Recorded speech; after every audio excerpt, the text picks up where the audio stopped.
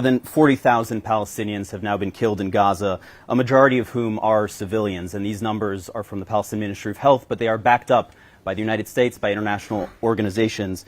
Humanitarian conditions in Gaza have degraded so much that diseases like polio and hepatitis A are now spreading. We have seen countless children be orphaned. We have seen countless mothers lose their children.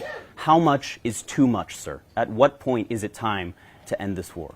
Well, we'll end the war when we achieve our war goals of making sure that Hamas can't repeat such atrocities. But we're fighting this war in a just war with just means. In fact, with means that no other army has ever fought.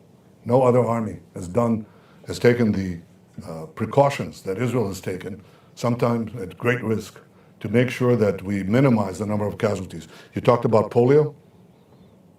We enabled now massive vaccination of polio. We want 90% of the Gazan people of Gaza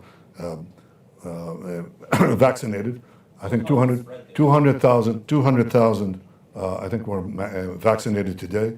We've put in 1 million tons of food, 1 million tons of aid, 700,000 tons of food. That's unheard of. We've taken, because we think that every civilian death is a tragedy. For Hamas, every civilian death is a strategy. For us, it's a tragedy. There are 1.4 million people in Gaza. They moved from the north to the south. You're going to have thousands, 20,000 killed. You're going to have a catastrophe, a humanitarian catastrophe. They had no place to go, no food to eat.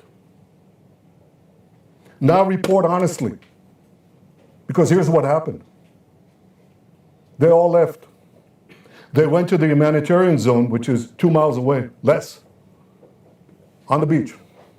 They have tents. We supplied tents for 150,000 people. The aid agencies supplied the rest, and some of them carried their own tents. They have a place.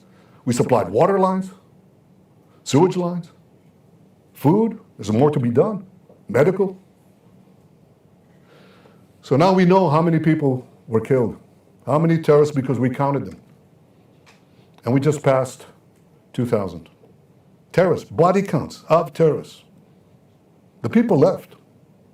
How many civilians died? I asked the commander of the division that did the Rafah operation and the Philadelphia corridor. He said, Prime Minister, there are hardly any civilian deaths because everybody left. They heeded our warnings. But he said there were probably 24, and most of them occurred, 24, and most of them occurred when one of our bombs hit a Hamas ammunition depot that was planted inside a residential area. 40 people died, about 20 were terrorists, but 20 were civilians. And he said that's most of the deaths.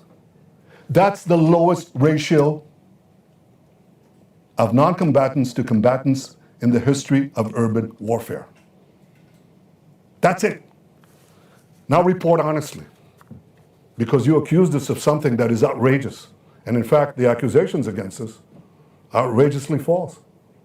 Humanitarian aid? 1 million trucks of aid, 1 million tons of aid? 700,000 tons of food? A deliberate starvation policy? You can say anything. Doesn't make it true. You repeat a lie over and over and over again. It assumes the cachet of self-evident truth, but it's false. Israel is doing, and the Israeli army is doing, something that no other army has done in history and will continue to do that. I'm not going to change my policies. Humanitarian policies, vaccination policies, combat policies to minimize civilian casualties.